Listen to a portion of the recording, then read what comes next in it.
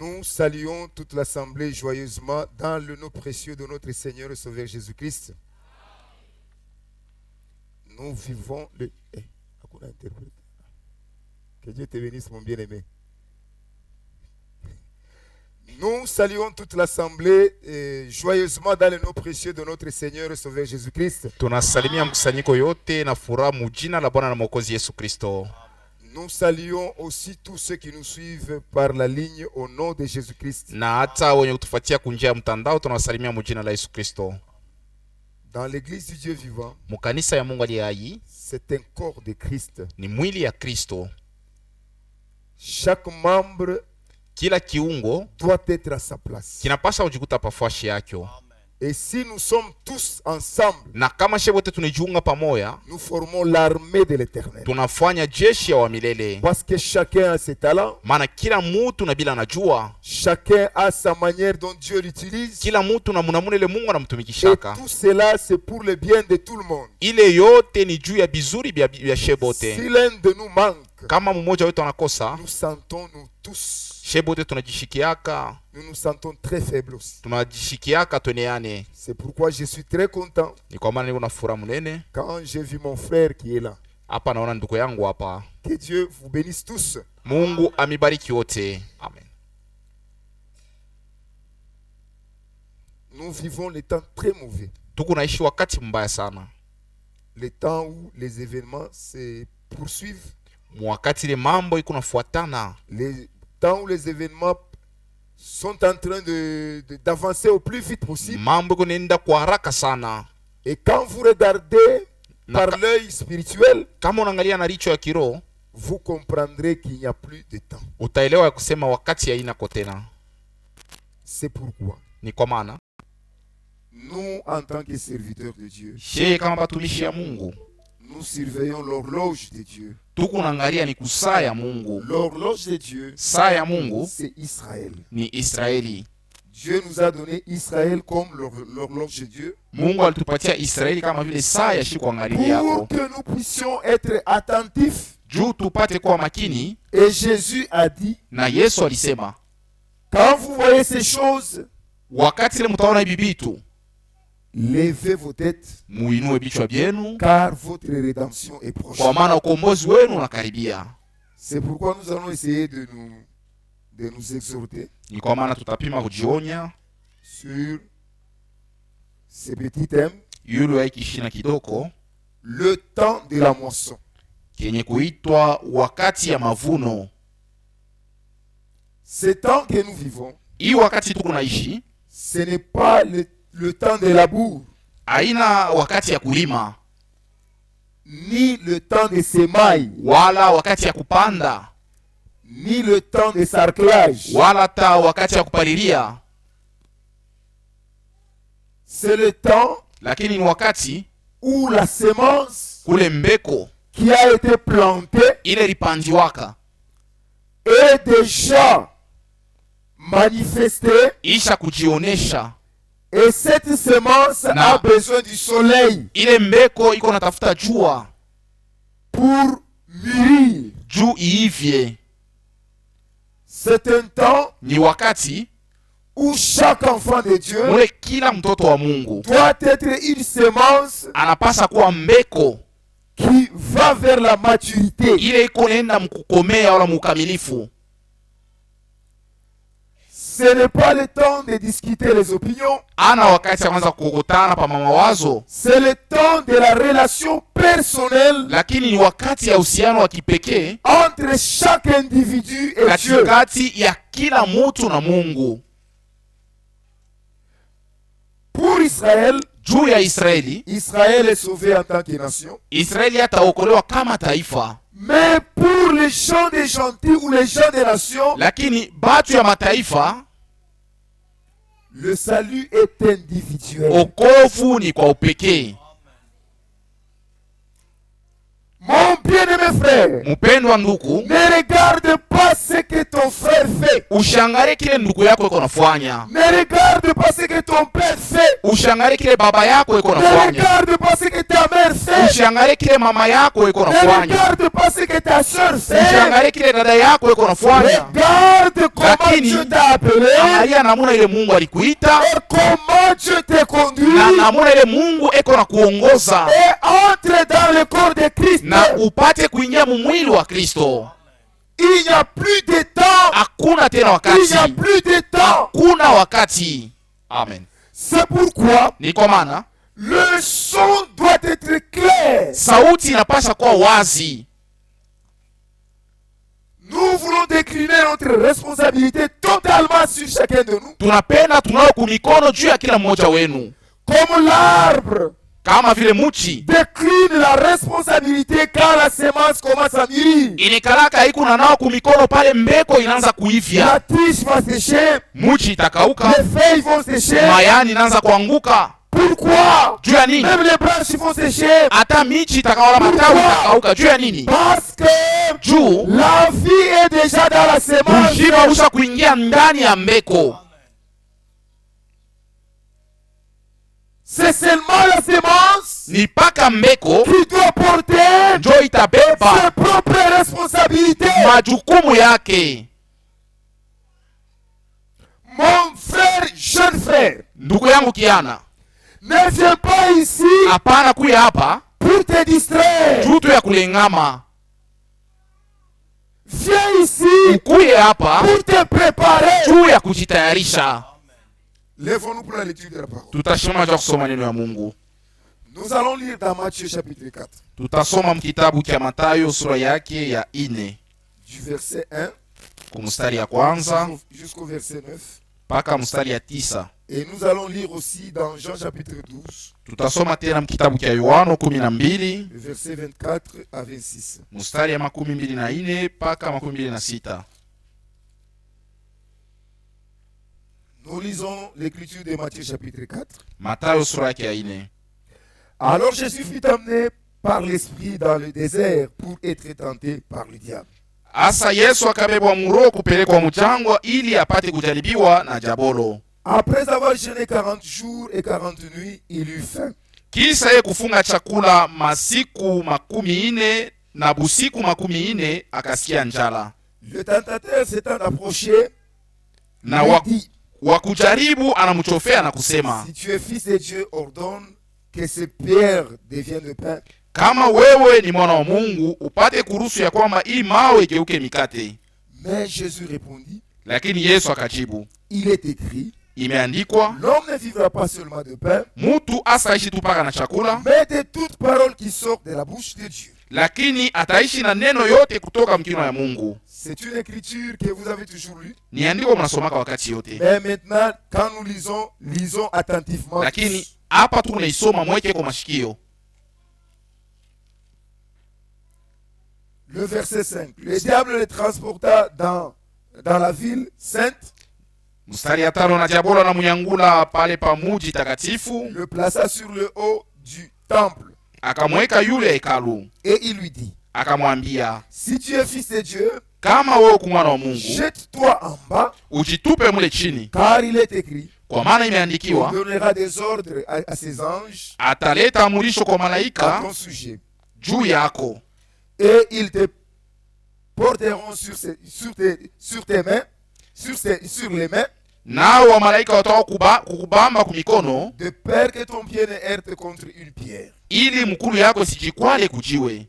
Jésus lui dit, Yesu akamwambia, il est aussi écrit, inaandikiwa tena, tu ne tenteras point le Seigneur ton Dieu. hawezi kujaribu Bwana Mungu wako.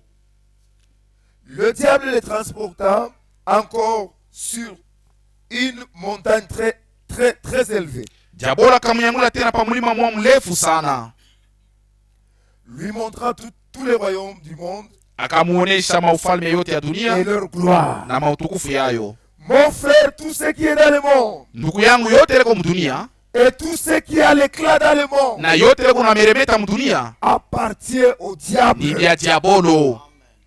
Il n'y a rien de Dieu dans le monde. Mudunia hamuna tena kia Mungu. Dans 1 Jean, il est aussi écrit Mu Yohana wa kwanza que wanaandika le monde entier est sous la puissance du malin. ya kusema dunia mzima iko chini ya uongozi wa mwovu. Il est aussi écrit, inaandikiwa tena, n'aimez point le monde, musipende ni les dunia choses qui sont dans le na hata monde. vitu viko Si mdunia. quelqu'un aime le monde, Kama mtu anapenda dunia, l'amour du Père n'est mapendo point ya dans Baba lui. haiko ndani yake. Le verset 9. Mstari ya 9, Et lui dit, je te donnerai toutes ces choses na diabola akamwambia nitakupatia hivi vitu vyote si tu te prosternes kama et tu m'adores. unainama na kuniabudu. Jésus lui dit, Yesu akamwambia, retire-toi Satan, wende mbali na car il est shetani, écrit, maana imeandikiwa, tu adoreras le Seigneur ton Dieu, utaabudu Bwana Mungu et wako tu le serviras. na ni yeye ule utatumikia peke yake. Que Dieu bénisse la lecture de sa parole. Bwana Mungu abariki usomi wa neno Je vais lire la za deuxième lecture andiko ya pili tutaisoma dans Jean, chapitre 12. Yohano 12, Jean, chapitre 12, verset 24. mstari 24. En vérité, je vous le dis, Hakika hakika nimeambia, si le grain de blé est kama tombé en terre, mbeko ya ngano aianguke mudongo ne meurt, na kama haikufwe il reste seul. itabaki peke yayo, Mais s'il meurt, lakini kama mbeko inakufwa il porte beaucoup de fruits. inabebaka matunda mingi. Celui qui aime sa vie Ule anapenda maisha yake la perdra. ataipoteza, Et celui qui est sa vie na ule anachukia maisha dans yake ce monde mwii dunia la conservera pour la vie éternelle. ataikinga juu ya uzima wa milele. Si quelqu'un me sert, Kama mtu ananitumikia, qu'il me suive, anifuate, et là où je vais, je suis, na kule niko, là aussi sera mon serviteur. na ule mtu wangu wa kazi naye nikula Si atakuya. quelqu'un me sert, Kama mtu ananitumikia, le Père l'honorera. Baba atamheshimu. Amen. Amen. Dans ce monde, Mwii dunia Dieu a deux grandes œuvres Mungu ako na makazi mbili kubwa qu'il accomplit. ile kona timiza. Il y a l'œuvre de la création Kuko kazi ya kuumba et l'œuvre de la rédemption. na kazi ya ukombozi. Dans l'œuvre de la création, Mukazi ya kuumba Dieu était tout seul. Mungu alikuwa mpeke yake. Dans l'œuvre de la rédemption, Mukazi ya ukombozi qui est le salut, yenye kwa wokovu, Dieu a appelé les prédicateurs Mungu aliita bahubiri qui sont les hommes pour l'accomplir. benye kwa batu juu ya kuitimiza, Selon Romains chapitre 10. kufuatana na kile Waroma sura yake ya 10 anasema. Romains chapitre 10. Waroma 10,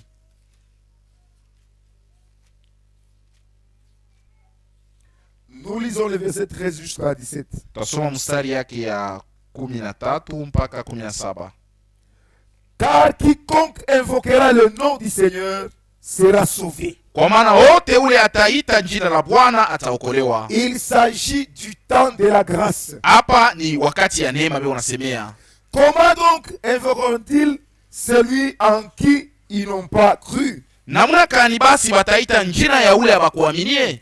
Et comment croiront-ils en celui dont ils n'ont pas entendu parler? Na namuna kani bataaminia ule mutu abakusikie mambo yake? Et comment en entendront-ils parler s'il n'y a personne qui prêche? Na namuna kani batasikia habari ya ule mutu kama hakuna mutu wa kuhubiri? Et comment y aura-t-il de prédicateurs s'ils ne sont pas envoyés? Na namuna kani kutakuwa bahubiri kama bakubatume? Selon qu'il est écrit, Kufuatana na vile inaandikwa, qu'ils sont beaux le pied de ceux qui annoncent la paix.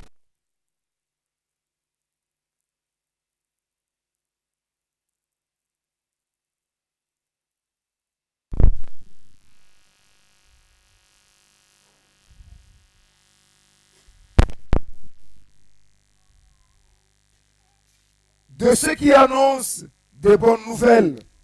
mikulu ya bale beko natangaza habari njema, Mais tous n'ont pas obéi. lakini bote habakutii kwa habari njema. Aussi Esaïe dit-il, Na hata Isaya alisema, Seigneur, Bwana, qui Qui a cru à notre prédication? Ni nani yule aliamini kwa mahubiri yetu? Ainsi la foi vient de ce que l'on entend, Na hivi imani iko natoka ni kuile tunasikia, et ce qu'on entend vient de la parole de Christ. na ile tunasikia inatoka muneno la Kristo. Amen. Amen.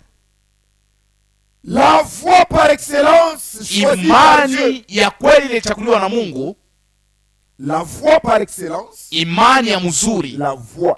njia ya mzuri, La voix par excellence choisie njia par Dieu. ya mzuri ile Mungu alichakula Pour écouter sa parole, juu ya kusikia neno yake c'est la prédication de la ni parole. mahubiri ya neno.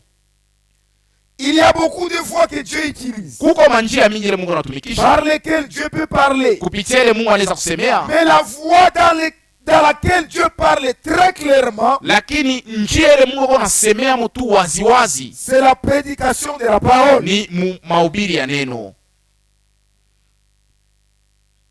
Nous travaillons avec Dieu ensemble. Tuko natumika pamoja na Mungu. Quand nous prêchons la guérison, Wakati tuko nahubiri matunzo, Dieu guérit. Mungu anatunza. Quand nous prêchons le pardon, Wakati tunahubiri usamehe, Dieu pardonne. Mungu anasamea. Quand nous prêchons le salut, Kama tunahubiri wokovu, Dieu sauve. Mungu anaokoa. C'est-à-dire, ce que nous Ni prêchons, kusema bile tuko nahubiri c'est ce que Dieu fait. ndio bile Mungu Nous anafanya. sommes les ouvriers avec Dieu. Muko natumika pamoja na Et Mungu, vous aussi, na mwe vile vous vile travaillez avec nous. muko natumika pamoja na bahubiri. Quand nous prions pour les malades, Wakati tunaombea vous wagonjwa priez aussi. na Mungu Et les naomba malades sont guéris. na wagonjwa pia unatunziwa. Quand nous prêchons le Wakati salut, tunahubiri wokovu, les gens sont sauvés. watu wanaokolewa, Vous allez, vous munaenda les baptisez, mnababatiza, vous chantez au baptême. munaimba kubatizo. Chacun a son travail qu'il Kila fait. mtu na kazi yake ile Et kunafanya, cela, na ile c'est une très très très grande responsabilité. ni majukumu munene sana. C'est comme ça que Dieu accomplit son salut. Ndio vile Mungu ako anafanya wokovu yake. Dieu accomplit le salut avec les hommes. Mungu ako anafanya wokovu pamoja na batu. Ce que Dieu demande aux hommes, Kenye Mungu analomba kwa watu c'est la ni sanctification. utakaso, Car Dieu n'utilise pas les vases sales. kwa maana Mungu atumikisake vyombo vya uchafu. Dieu est sacré.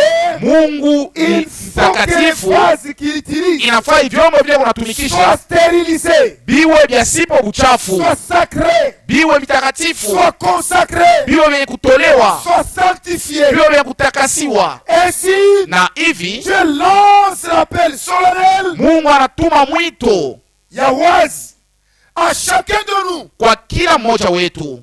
Pour marcher avec Dieu, Juu ya kutembea na Mungu il faut être sanctifié. inafaa kuwa mwenye kutakasiwa. Pendant que nous venons, Wakati tunakuja nous nous rencontrons avec Dieu dans cette salle, tuko nabumbana na Mungu mwichumba sous le sang de Jésus-Christ. chini ya damu ya Yesu Kristo. Mais ce n'est pas cette salle Lakini haina hii chumba qui est notre église. njo kanisa yetu, Ce n'est pas cette salle haina hii chumba hii qui est notre corps. njo mwili yetu. Quand nous venons ici, Wakati tunakuja hapa nous devons être dans le corps de Christ. tunapaswa kujikuta mbele mumwili wa Kristo, Nous devons entrer dans le corps de Christ. tunapaswa kuingia mumwili wa Kristo. C'est la raison pour laquelle Na njo sababu la yenyewe parole de Dieu dit, neno ya Mungu les unasema personnes mutu hata moja, seront au champ. abatu wawili watawa kushamba, Deux personnes batu wawili seront au champ. watawa kushamba, L'une sera prise, moja atachukuliwa, l'autre sera laissée. mwingine atabaki. Deux femmes Babake wawili voudront, batakuwa natwanga, l'une sera prise, moja atachukuliwa, l'autre sera laissée. mwingine atabakia. Deux personnes Batu wawili seront endormies, batakuwa wenye kulala, l'une sera prise, moja l'autre atachukuliwa, sera laissée. mwingine atabakia. Dieu ne sera pas obligé Mungu de ashitalazimishwa nous attendre kutuongojea quand nous serons tous dans ce wakati temple. eshe bote tutakuwa mwile mwili, Quand nous serons tous dans ce temple ici, wakati tutakuwa mwii hekalu hii, pour que nous soyons enlevés. njo tupate kunyakuliwa.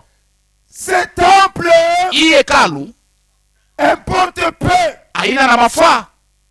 Ce qui est important, Kenye kuwa na mafaa c'est que ni kusema personne, chacun de nous, kila mmoja wetu soit le temple de Dieu. akuye hekalu ya Mungu. Amen. Amen. Si chacun de nous Kama kila est mmoja le wetu temple de Dieu, anakuwa hekalu ya où que Mungu, tu sois, wapi kote quand utajikuta, l'enlèvement aura lieu, wakati unyakuliwa itafanyika, tu seras parti. utenda. C'est pourquoi Ni kwa maana il est important ni ya mafaa sana de ne pas se fier ushitumainie à seulement être dans ce temple. juu ya kusema uko mwi Il hekalu, est très lakini ni ya important mafaa que tu sois dans le corps, ukwe mumwili, parce que bientôt maana bado kidogo la semence mbeko qui reçoit la lumière du iye soleil kunapokea mwangaza ya jua va mûrir complètement, itaivya et yote, la vie de la na plante bujima bwa va muchi sécher complètement. utakaukiriria, Lorsque cela sera na fait, pale vitafanyishika, ces portes seront hii fermées, milango on itafungiwa, va nous chasser dehors, atatufukuza nje, chacun sera pour soi. kila mtu atatoka peke À ce yake. moment-là, Mwile wakati la parole qui est dans ton âme, neno yeko mnafsi c'est la yako, parole qui vivra avec jo toi. neno litaishi pamoja nawe. C'est pourquoi Ni kwa maana celui qui se sanctifie ule kwa doit unajitakasa se sanctifier. anapasa uendelea na kujitakasa, Celui qui se suit, ule unajichafula c'est ça l'occasion jo wakati hii d'écouter la ya parole kusikia et de neno t'aligner. na ujipange mustari. Nous sommes co-ouvriers avec Dieu. Tukube kualikiwa na Mungu. C'est pourquoi la Bible dit, Ni kwa maana Biblia inasema c'est lui qui est envoyé de Dieu, ule alitumiwa na Mungu, il dit les paroles de eko Dieu. nasema maneno ya Mungu, Et si tu écoutes, na kama unasikia ce n'est pas l'homme qui parle. haina mtu eko nasema, Tu peux voir l'homme, wewe unaweza kuona tu mtu, peux mépriser l'homme, unazarau tu mtu, peux mépriser ce qui est dit. wala unazarau kile kinasemewa. Si tu vois ce qui est dit, Kama huko unaangalia kile kinasemewa sauver quelqu'un de péché, kuokoa mtu mzambi, tu vois ce qui est dit, unaona kile kinasemewa ressusciter les morts, kufufula bafu, tu vois ce qui est unaona dit, kile kinasemewa guérir les malades, kutunza magonjwa, alors fais attention Asa keba à ange ce qui est dit. kukile kile unasemewa. Si tu ne vois pas Kama la auoni présence de Dieu, uwepo wa Mungu, pleure, ria, crie, lalamika implore. na omba na kuugua. Dieu, il est le grand miséricordieux. Mungu ni mwenye rehema Il kubwa, est riche en miséricorde. eko tajiri murehema. Le pardon de Dieu est là. Usamaha wa Mungu uko wako, Dieu va te pardonner. Mungu atakusamea Et Dieu va te permettre d'entrer dans le corps. na Mungu atakuruhusu uingie mumwili. Revenons maintenant à ces deux écritures que nous avons lues. Tutarudia kuile maandiko mbili tulisoma, Matthieu chapitre 4. Nous voyons que Satan propose à Jésus d'échanger des pierres en pain naturel. hapa Mathayo sura ya 4 tunaona kusema shetani anamwambia Yesu abadilishe maibu igeuke mikate Pour la faim naturelle. juu ya vile alikuwa ashafikia njala. Dieu ne se préoccupe pas de la faim naturelle. Mungu ashangaiki yake njala wala mwili, Mais la réponse de Jésus, lakini jibu ya Yesu, quand Jésus a répondu, wakati Yesu alijibu, il lui a montré le pain spirituel. alimuonesha mkate ya kiroho. Le pain spirituel, Mkate ya kiroho c'est la parole de Dieu. ni neno ya Mungu. C'est pourquoi Jésus lui a dit, Ni kwa maana Yesu alimwambia on ne peut pas seulement vivre de pain, haina paka chakula ndio mtu mais ataishi de nayo, toute parole qui sort lakini de la neno bouche. yote yenye kutoka mkino kya Mungu.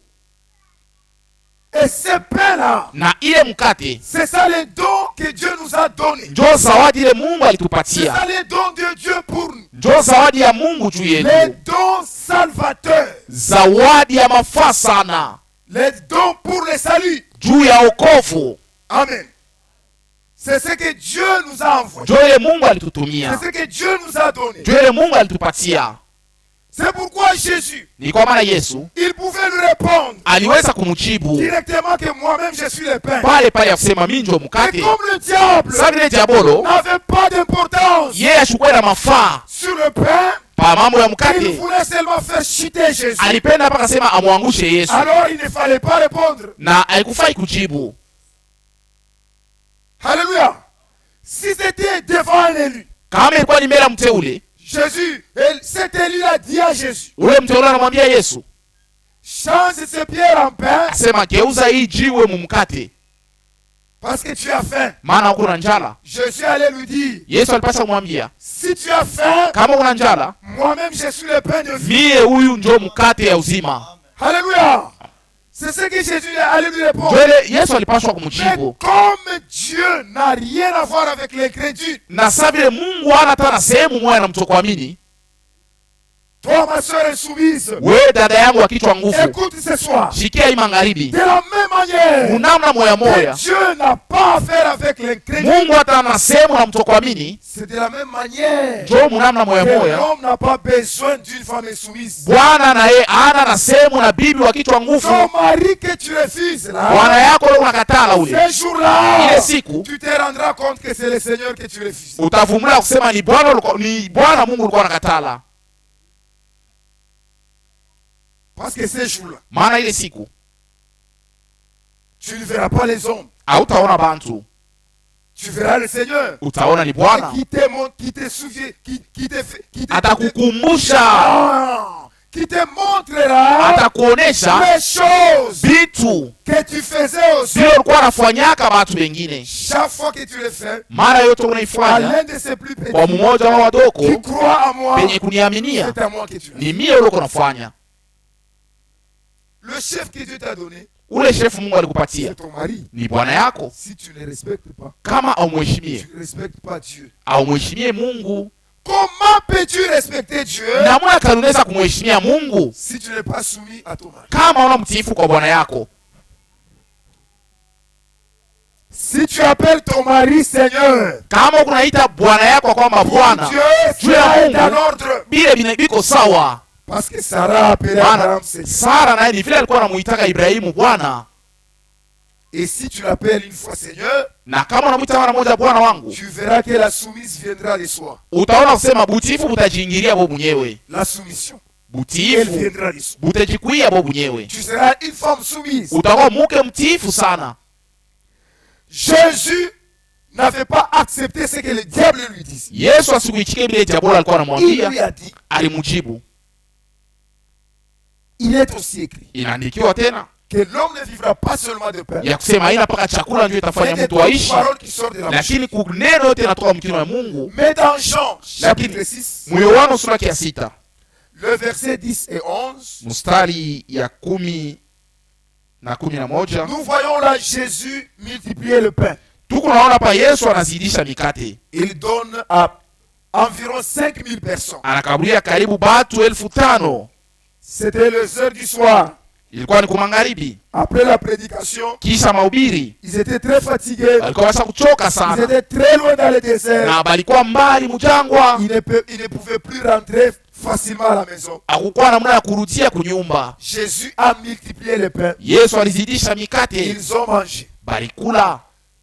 Comme il était Dieu, Sa vile yeye ni il Mungu, avait discerné alichunguza que ces gens étaient tellement contents yasema watu walifurahi sana qu'ils voulaient maintenant l'enlever pour le faire roi. na balipenda bamunyangule bamfanye mfalme. Prenez le livre de Jean chapitre 6, allez lire à la maison tous les chapitres. Musome ile kitabu ya Yohana sura ya 6, sura yote mzima. Ils voulaient le faire roi. Balipenda bamfanye akuwe mfalme. Quand Jésus a vu cela, Wakati Yesu aliona ile, Jésus s'est infiltré Yesu alijiingiza kwa Il est chini, parti anatoka de anaenda l'autre côté des bords, de l'autre côté de la mer. ngambo ya bahari. Maintenant le matin, Sasa asubuhi ils ont commencé à les chercher. wanaanza kumtafuta, Ils l'ont pas vu. abamwone. Ils ont traversé la mer. Banatambuka nabo Ils bahari, l'ont trouvé de l'autre côté. banamkuta ile ngambo, Très fatigué. mwenye kuchoka sana. Et était très fatigué. Balikuwa penye kuchoka Mais tout sana, joyeux. lakini na furaha Maître, asema, nous Bwana, t'avons cherché. tunakutafuta Nous sana, n'avons pas trouvé. hatukukuone. Au verset 26, Ku mstari wa 16 Jésus dit en vérité, je Yesu vous dis, anamwambia, hakika ananiambia, vous me cherchez Mungu ananitafuta, parce que vous avez mangé le Mungu pain alikula et mkate vous êtes rassasiés. na mulijiba. Travaillez pour la nourriture qui ne périt pas. Mutumike juu ya chakula ile Et yaharibikaki, que le Fils de l'homme vous donnera. na mwana wa mtu atanipatia, Parce que c'est lui maana ni yeye que Dieu a scellé de son sceau. jole Mungu alichapa muli wake. Alléluia. Amen. Quand tu manges cette nourriture, wakati unakula ile à la chakula, fin de cette nourriture, kumwisho wa ile il y chakula a le scellement des sceaux. kuko kuchapiwa kwa muhuri. Alléluia. Amen. Et quand il a répondu comme ça, Na wakati alibajibu vile, ils ont dit, mais c'est quoi ça? wanasema ni nini? Non, donne-nous cette nourriture. Au tupatie kumbe ile chakula. Jésus a dit, Yesu alijibu, il faut que vous croyiez. inafai muaminie. Qu'est-ce que toi tu peux faire? Unaweza kufanya nini? Qu'est-ce que nous avons vu? Ni nini tuliona? Ils ont oublié. Balisabu Il a multiplié les yasema pains. alizidisha Et ils ont mikate mangé. na balikulia. Qu'est-ce que tu fais Unafanya nini? afin que nous puissions croire? Tuamini. Maintenant, Jésus, Asa Yesu il les conduisait. alibaongoza, Il les conduisait anabaongoza pour leur dire quelque chose. juu ya kubambia kitu mwa fulani. Au verset 48, Kumstari 48 Jésus dit, Yesu anasema, je suis le pain de vie. niko mkate ya uzima. Si quelqu'un me mange, Kama mtu ananikula il a la vie éternelle. atapata uzima wa milele. Alléluia. Amen. Et là, il y avait un problème. Na pale mambo inalamuka. Jésus étant le pain de vie, Yesu kama mkate ya uzima, il doit être mangé par chacun de nous kila mmoja wetu anapaswa kumkula pour avoir la vie juu éternelle. ya kupata bushima ya milele. Pas seulement avoir la vie éternelle, Hapana tu paka bushima ya mais milele, pour être scellé. lakini juu ya kutiliwa muri. Le scellement, Kutiliwa muri c'est quelque chose de très important. ni kitu moya mafaa sana. Le pain vient de graines de blé. Mukate iko natoka ni kumbeko ya ngano, Le grain naturel ile ngano ya asilia donne la farine bakiitwanga iko naleta bunga, et cette farine na ile bunga donne le pain. inaleta mkate. C'est le blé reproductif. Ni ngano ile ya kuzalana. C'est pourquoi Ni kwa maana à la fête kukaramu des tabernacles, ya maskani Jésus a été cherché par les Grecs. Yesu alimutafutaka kubagreki. En ce temps-là, Na mwile wakati c'était les Grecs qui étaient considérés comme les gens de la sagesse. ni Bayunani ndio walikuwa wanaonekana kama batu ya hekima. Ils étaient considérés comme eux étaient des sages. Balikuwa wanaonekana kama batu ya hekima. Maintenant, à cette fête-là, Kuile karamu comme ils attendaient parler de Jésus, sasa walikuwa wanasikia kusema juu qui ya avait une Yesu, sagesse bali alikuwa na hekima plus que celle de Salomon. kushindia ile ya Sulemani. Alors ils sont allés Asa vers balienda Philippe kwa Filipo pour demander qu'il voie Jésus. juu ya kumwambia wanatafuta kuonana na Yesu. Je suis dans Jean 12 que nous avons lu. Ni mu Yohana 12, Commencez par le verset 22. mtaanzia mstari wa 12. Ils sont allés là, Balienda kule, ils ont dit, Messieurs, banasema le Bwana, Seigneur, Bwana, nous voulons voir Jésus. tunapenda tumuone Yesu. Ils sont allés voir Jésus. Balienda kumuona Yesu. Philippe lui a dit, Filipo on est en train anamwambia, de te chercher. beko na kutafuta. Comme Jésus, Sa vile Yesu il connaissait ce qu'il voulait demander. alijua kenye balitafuta Il leur a kumuuliza, donné la sagesse qui est au-dessus de toute sagesse. anawapatia hekima ilikuwa yule ya hekima yote. Au verset 24 de Jean 12, Kumstari wa 24 ya Yohana Jésus 12, dit, Yesu anasema, en vérité, je vous l'ai. hakika hakika nimeambia, Si le grain de blé ne meurt pas, kama mbeko ya ngano haikufwe, il demeure seul. iko na baki peke yayo, Mais si il meurt, lakini kama il inakufa, porte beaucoup de fruits. iko na zala matunda mingi. Alléluia. Amen. Ils ont entendu ce que Jésus a dit. Balisikia ile Yesu Et à alisema, la fin, Jésus a dit que celui qui a des oreilles entendre. na kumwisho Yesu anasema leo na masikio Et yasikie, c'était fini. na kunamalizika. Et n'ont pas compris. Abakuelewe Jésus étant le grain de blé, Yesu kama vile mbeko ya ngano, il a été sémé alipandiwa et il a produit l'arbre épouse. na alizala ile muchi bibi harusi. Cet arbre épouse Ile muchi bibi harusi a traversé les âges de l'église ilitambuka bizazi ya kanisa, dans des persécutions, mumangamizo, dans des difficultés, mumagumu, dans des problèmes. mumamambo, Mais cet arbre était nourri, lakini ile muchi ilikuwa en même narishiwa temps persécuté. na iko nangamizwa. Aujourd'hui, Leo c'est le temps de la moisson. ni wakati ya mavuno. Alléluia. Amen. Aujourd'hui, Leo c'est le temps de la moisson. ni wakati ya mavuno. Au verset 25, Mstari wa 15, Jésus représente chacun de nous Yesu anatambulisha kila mmoja comme wetu étant le grain de kama blé vile mbeko ya ngano qui doit perdre sa vie, ile inapasa kupoteza maisha la yayo, vie charnelle, maisha ya la vie kimwili, du péché, maisha ya la zambi, vie du vieil homme, maisha ya mtu wa zamani, pour produire juu ya la kuzala vie éternelle. maisha ya milele. Le verset 25. Mstari wa 15, Lisons le verset 25. tasoma mstari wa 15, Jean chapitre 12, Yohana verset 12. 24 et 25. mstari wa 24 mpaka 25.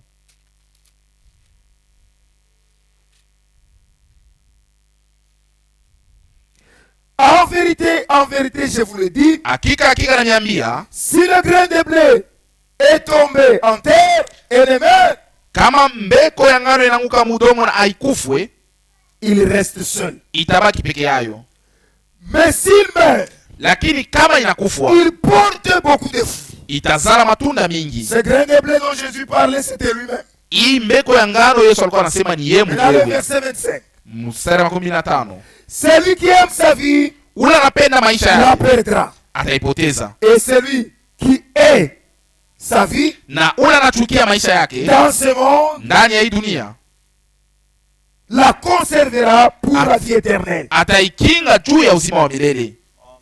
Il parle aux semences. Eko nasema juu ya mbeko ile ilitayarishiwa. Chaque enfant de Dieu prédestiné, Kila mtoto wa Mungu anasha kutayarishiwa quand il vit dans le monde, wakati wanaishi avant dunia, de croire la parole de mbele ya Dieu, kuamini neno la Mungu, il y a une semence en lui. ndani yake mko mbeko, Cette na semence-là ile mbeko fait que iko nafanya quand il kusema, rencontre la parole de Dieu, akibumana na neno la Mungu, le vieil homme meurt, ule mtu wa zamani la vie du anakufwa, péché meurt, maisha ya zamani inakufwa, la vie du monde meurt. maisha ya dunia inakufwa, Et maintenant, na sasa cette semence germe. ile mbeko inachipuka.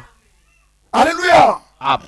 Quand cette semence germe, Wakati ile mbeko inachipuka, elle doit être arrosée. inapasa baimimie mai. Dans cette semence-là, Ndani ya ile mbeko ile il y a tout. muko byote, Tout est dans cette semence. byote biko ndani ya ile mbeko. Cette semence Ile mbeko n'a pas besoin de quelqu'un haina lazima na muntu, si elle est prédestinée kama isha kutayarishiwa pour faire quelque juu chose. ya kufanya mambo fulani. Cette semence Ile mbeko doit grandir. inapaswa kukomea.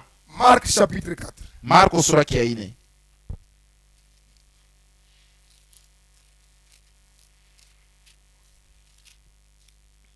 Marc chapitre 4, Marko sura yake ya le verset 4 26. mstari wa 26. Il dit encore, Anasema tena, il en est du royaume de Dieu njoo vile biko juu ya ufalme wa Mungu, comme quand un homme jette la semence en terre. sa vile mutu anatupa mbeko muudongo. Maintenant écoutez, Msikie sasa, qu'il dorme ule muntu alale ou qu'il veille, wala akeshe, nuit et jour, usiku na mchana, la semence germe mbeko itachipuka et croît na itakomea sans qu'il sache comment. bila ule mtu kujua namna kani biko nafanshika. Alléluia. Ça c'est la semence prédestinée. Ili mbeko ile tayarishiwa.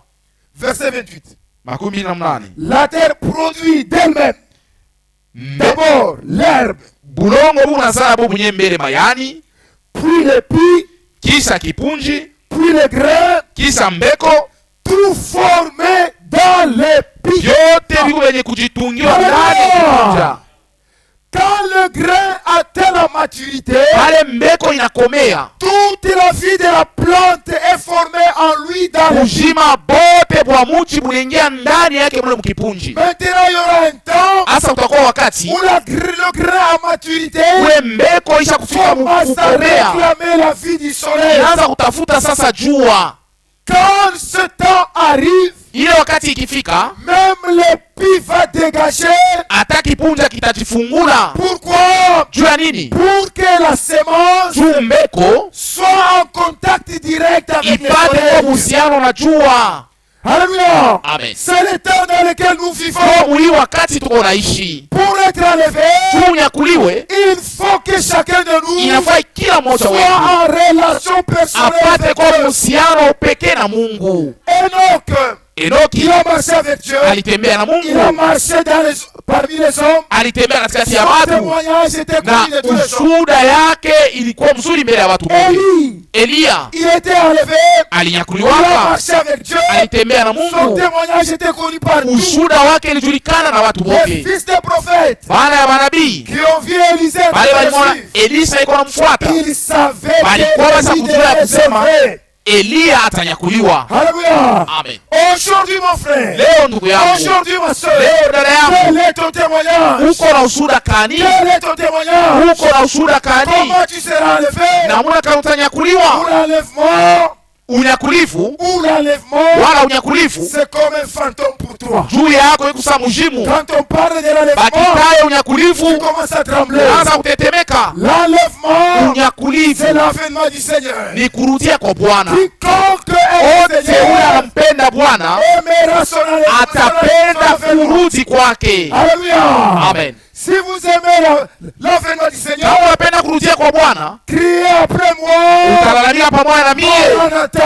Maranatha, Maranatha. Maranatha. Jésus vient bientôt. Yesu yuko anarudi bado kidogo. Yesu vient bientôt. Yesu yuko anarudi bado kidogo. Oui, mes frères. Ndio wa ndugu yangu, Oui, mes soeurs. ndio wa dada Lèvons-nous yangu, tous. tutashimama shebote, Lèvons-nous tous. tutashimama. Il n'y a plus de bons dans le monde. Hakuna tena kizuri mudunia. Les bons jours Masiku ya sont mzuri résolus. isha Les kumalizika, bons jours masiku ya sont mzuri effacés. isha kuzimishwa. Aujourd'hui, Leo si nous sommes dans ce kama tuko monde, mwii dunia, c'est pour être scellés du ni juu ya Saint-Esprit. kupikwa muri wa Roho C'est Mtakatifu, pour être scellés du ni juu ya Saint-Esprit. kupikwa muri wa Roho Mtakatifu, Car Jésus vient bientôt. maana Yesu yuko anarudia bado kidogo.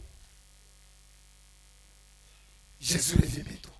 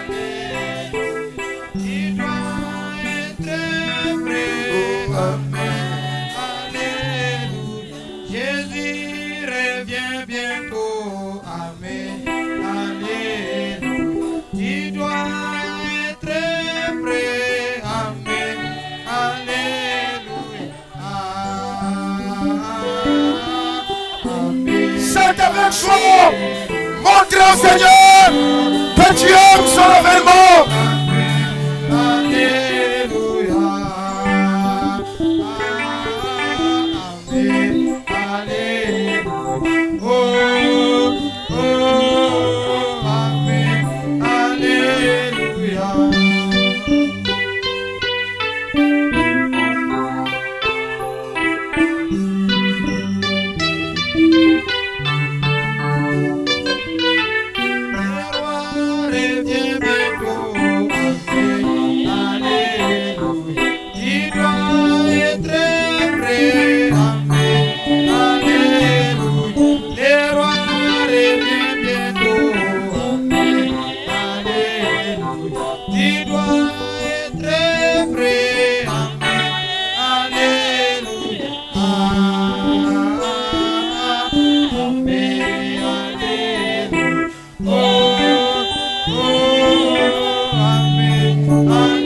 Alléluia.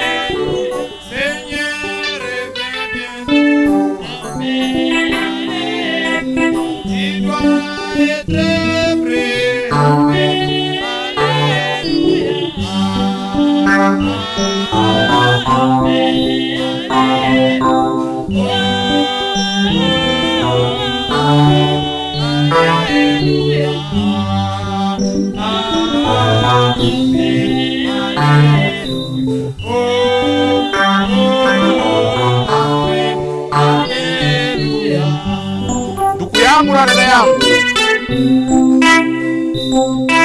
Même ta vie, unajua wewe mwenyewe maisha yako, tu connais toi-même là où ça ne marche pas. unajua ni wapi aliendeke. Le salut est individuel. Wokovu ni ya upekee. Tu dois marcher avec le Seigneur Unapaswa kutembea na Bwana d'une manière individuelle. namna ya kipekee. N'attends pas les miracles parmi nous. Hapana kuongojea miujiza Si katikati nous yetu. nous assemblons ici, Kama tunakusanyika hapa, Dieu fera des miracles. Mungu atafanya Mais miujiza. quand tu es dans ta Lakini maison, pale uko mnyumba est-ce yako, que Dieu fait les miracles? eti Mungu anafanya miujiza. Le plus grand miracle pour Miujiza toi, ile juu yako c'est changer ta vie. Le plus grand miracle pour toi, c'est le baptême du Saint-Esprit. Le plus grand miracle pour toi, c'est être prêt pour l'enlèvement. Es-tu prêt pour l'enlèvement? uko tayari juu ya unyakulifu. Es-tu prêt pour l'enlèvement? Uko tayari juu ya unyakulifu. Regarde, Angalia comme cette femme Saule mke qui a perdu la drachme. ule alipoteza, Elle a regardé, anaangalia elle n'a pas trouvé. asipate, Elle a enlevé les issues de la maison. anatosha vya mnyumba, Elle a pris le balai. anaweka kifiakio, Elle a nettoyé le coin. anafiakia. Et dès qu'il l'avait trouvé, Aliipata, il avait appelé ses voisins. ita wajirani Les yake, voisins, asema réjouissez-vous avec moi. furahi pamoja nami, Car maana j'étais divorcé nilikuwa bisa parce kuvunja que j'ai ndoa perdu la drachme. tu, nilipoteza kitu Maintenant que je fulani. l'ai retrouvé, Nilipoteza mpete na hivi nimepata. réjouissez-vous avec moi. Furahi pamoja nami. Qu'est-ce qui peut te faire rater l'enlèvement? Ni nini inaweza kukosesha Qu'est-ce qui unyakulifu? peut te faire rater Nini inaweza le kukosesha mariage de Jésus-Christ? ndoa ya Yesu Kristo, Le mariage de l'agneau. ndoa ya mwana C'est la ya chose kondoo? la plus importante Ni kitu kia mafaa qui sana, existe dans ta vie. kile kiwako maisha C'est yako, l'accomplissement ni matimiliko d'une promesse ya malako plus grande yenye kuwa et kubwa plus sana importante. na ya mafaa sana. Que votre cœur ne se trouble point. Moyo wenu usivurukwe, Croyez en Dieu mwaminie et Mungu, croyez en moi. mwaminie Dans la Yesu. maison de mon Père, Nyumba ya baba il y a yangu plusieurs demeures. makao Si mingi, cela n'était pas, ilikuwa vile je vous l'aurais dit. pasa Je kuniambia vais vous préparer naenda une place. kutayarishia Et fashi. dès que je l'aurai préparé, Wakati je sitaitayarisha, reviendrai vers vous. narudia kwenu, Je vous prendrai chukua afin que là où je ili suis, pale mitakuya vous y soyez aussi. nawe muwe pale. Maranatha. Maranatha, Prions tous omba ensemble. wote pamoja.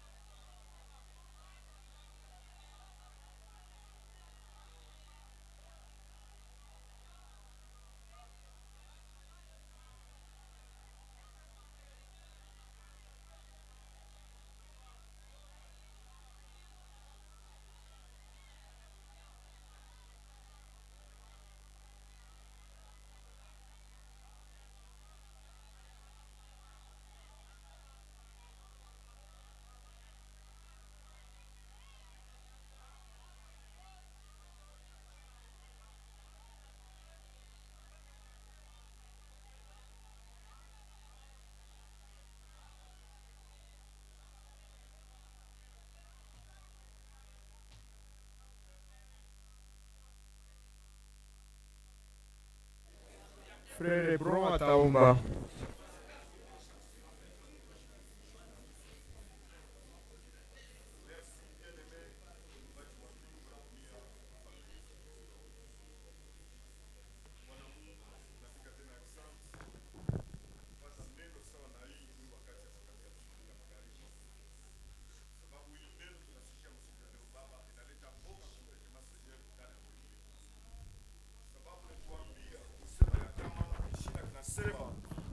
Ni wakati wa mavuno. Ndio kwa maana Seigneur Dieu puissant, ile mavuno Père le bien-aimé, tuko na souhaiter katikati yetu tusikue magugu, tuko na souhaiter katikati yetu tukue ngano, kusudi ile siku tutakuwa kubeba kanisa na si tuko tashio mle ndani. Ndio kwa maana Seigneur, wakati tunasikia hii neno biungu vinaelekea kabisa, mais à cause ya hii neno Père éternel, mimi najua kusema kama ndani ya watoto yako wale wenyewe uliita itawapatia nguvu. C'est pourquoi Seigneur Dieu le Tout-Puissant, Bwana Mungu utusaidie katikati yetu. Kila mmoja mwenye anakuwa paifasi akuwe baptisé du Saint-Esprit. Sababu cho kitu cha maana zaidi tuzalika mara ya pili na tukue baptisé du Saint-Esprit. Kama tuko baptisé du Saint-Esprit wakati ambako enlèvement itakuya, kila mtoto yako ataenda participer enlèvement. Njoo kama na Mwokozi na Bwana Yesu Kristo. Baba, tunapiga asante sana, ineno inatoka mkusema pa hifadhi. Sababu tunajua kusema kama ndani ya hii neno iko naletaka wokovu. Ndani ya hii neno inaletaka force. Ndani ya hii neno iko naleta matunzo. Ndani ya hii neno iko naleta majibu ya kila kitu. Njoo kama na Seigneur, saidia watoto yako wote wenyewe wanakuwa pa hifadhi. Sababu nisema mikuli yenye kutembelea bari njema kunabarikiwa. Ule wote wenyewe analeta makazi ya mwili kufika pa hifadhi Père éternel de puissant. Baba Mungu upate kubariki a partir ya sasa. Asante Bwana na Mwokozi. Shuka Baba katikati yetu. Ufortifie hii neno ipate kuleta kumbukumbu hata kwa nyumba kwetu tunaenda. Bariki mtumishi wako Bwana. Mwenye anasema hii mambo ya igilio msiku ya leo. Mais l'éternel Dieu tout puissant, umufike mtukufu ya kweli. Kusudi na force ya kweli. Kusudi wakati atabisema bipate force ya kuokola watoto yako. Asante Bwana. Tunaacha yote mkono yako Baba. Utusindikize hata kwa nyumba kwenye tuko naenda. Hii nene tupate kuichemua kila siku na kila wakati. Mfalme Jehova. Bwana Mungu, tunaacha yote mkono yako Bwana. Shuka apate kukumbusha kila mmoja katikati yetu. Tunaacha na tumaini kusema Baba, utatuongoza wakati tutaenda. Ni mjina na Bwana wetu Yesu Kristo alomba. Amen. Amen. Tutaikala.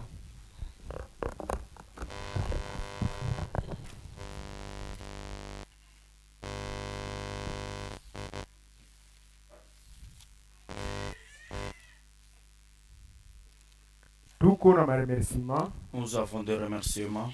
Da Betty Mwambui anamshukuru Mungu wetu. Sœur Betty Mwambui remercie notre Dieu Kwa kulinda mtoto yake wakati alikuwa na mimba kufika na wakati ya kuzala. d'avoir gardé sa fille lorsqu'elle était enceinte jusqu'à arriver au temps de s'accoucher. Na alizala katika salama. Elle s'est accouchée en paix. Anasema Mungu wetu asifiwe sana. Que notre Dieu soit grandement loué. Da Kalenga anamshukuru Mungu wetu Sœur Kalenga remercie notre Dieu kwa kumutunza na kutunza watoto yake de lui avoir guéri elle ainsi que ses enfants kumagonjwa yote anaanza kubatesa. à toute la maladie que les faisait souffrir. Anasema jina la Mungu wetu lisifiwe sana. Elle dit que le nom de notre Dieu soit grandement loué. Da Francine anamshukuru Mungu wetu Sœur Francine remercie notre Dieu kwa kumutunza kwa magonjwa yote anaanza kumutesa. de l'avoir guéri à toute la maladie qu'il faisait souffrir. Anasema jina la Mungu wetu lisifiwe sana. Elle dit que le nom de notre Dieu soit grandement loué. Da Joyce anamshukuru Mungu wetu Sœur Joyce remercie notre Dieu kwa kumutunza kwa magonjwa yote anaanza kumutesa. de lui avoir guéri à toute la maladie qu'il faisait souffrir. Anasema Mungu wetu asifiwe sana. Elle dit que le nom de notre Dieu soit grandement loué.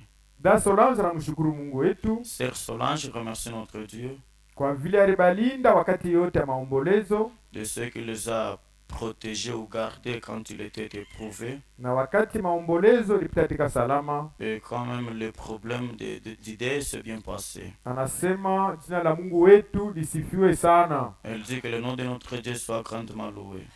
Dajili Lutumba anamshukuru Mungu wetu Sœur Julie Lutumba remercie notre Dieu kwa kutunza watoto yake bote kwa magonjwa ilianza kubateswa. d'avoir guéri ses enfants, tous ses enfants, toute la maladie qui les faisait souffrir. Anasema jana Mungu wetu lisifiwe sana. Elle dit que le nom de notre Dieu soit grandement loué.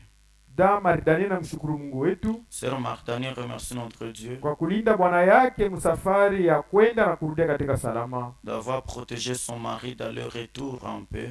Anasema Mungu wetu asifiwe sana. Elle dit que notre Dieu soit grandement loué. Da Benilora anamshukuru Mungu wetu Sœur Benilor remercie notre Dieu kwa kumutunza na kumrudishia damu ile ilikuwa kupunguka ndani ya mwili wake, de lui avoir guéri et de lui avoir retourné les sangs qui manquaient, qui séchaient dans son corps. Anasema Mungu wetu asifiwe sana. Dit que notre Dieu soit grandement loué. Tuko na maannonce. Nous avons des annonces. Banatuambia kusema Frère Grace iko na kilio. On nous informe que Sœur et Frère Grace est éprouvé. Alifisha kambo yake. Il a perdu son grand-père. Na kilio kiko Murwashi, Zambia. Et le deuil, ça se trouve du côté roi chez Zambia. Na numero yake ya telefone wanatupatia. Et son numéro de téléphone ni 082 c'est 082 0 0 6 iko 4 ya kufuatana 46 kisha kumwisho 45 et à la fin 45. Donc ni 082 082 kunakuwa 0 tena nafuata 0 njo 6 4 fois, donc 6 4 fois na 45 kumwisho et à la fin 45. Mungu atubariki. Que Dieu nous bénisse. Eko lazima na faraja ya kila moja wetu. Il a besoin de nos consolations. Tuko na masalamu. Nous avons des salutations. Tuko na shemasi wa pale paroishi kukalukuluku, Frère Guilain. Nous avons les frères Guilain, le diacre de la Kalukuluku. Alisalimia kanisa ya 3Z mujina wetu Yesu Kristo. Il a salué l'église des 3Z au nom de Jésus-Christ. Tuko na Frère François wakasumbalesa village. Nous avons le bien-aimé frère François, le serviteur de Dieu. Na yeye alisalimia kanisa ya 3Z mujina wetu Yesu Kristo. Il a aussi salué l'église des 3Z au nom de Jésus-Christ. Tuko na Frère Gaspard mtumishi wa Mungu. Nous avons frère Gaspard, le serviteur de Dieu. Na yeye alisalimia kanisa mujina wetu Yesu Kristo. Mais moi aussi il a salué l'église au nom de Jésus-Christ. Tunafika kumwisho mkusanyiko ya magharibi ya leo. Nous sommes à la fin du culte de ce soir. Tukwe tena bamingi kesho ndio kusikia sauti ya Mungu. Venons encore nombreux demain pour écouter la parole de Dieu. Twende na salama ya Bwana. Allons un peu du Seigneur.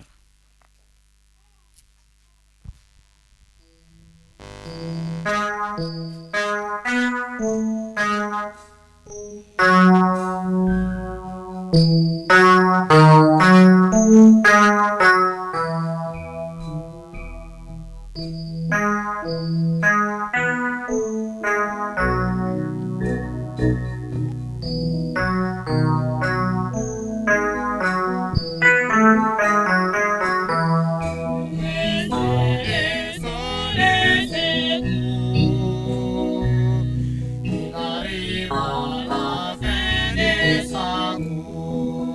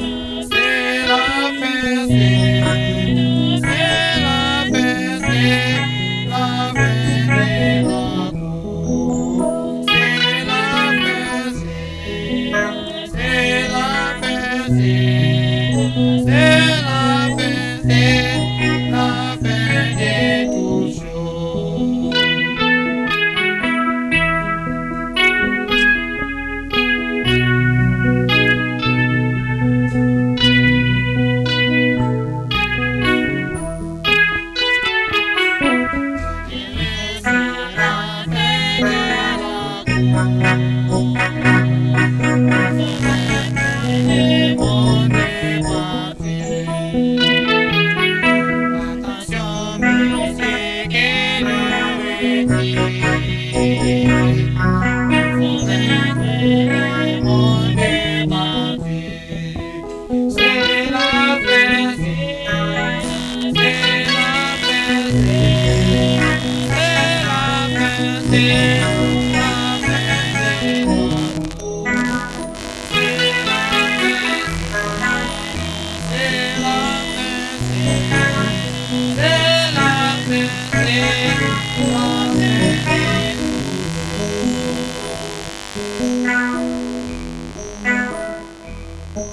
you.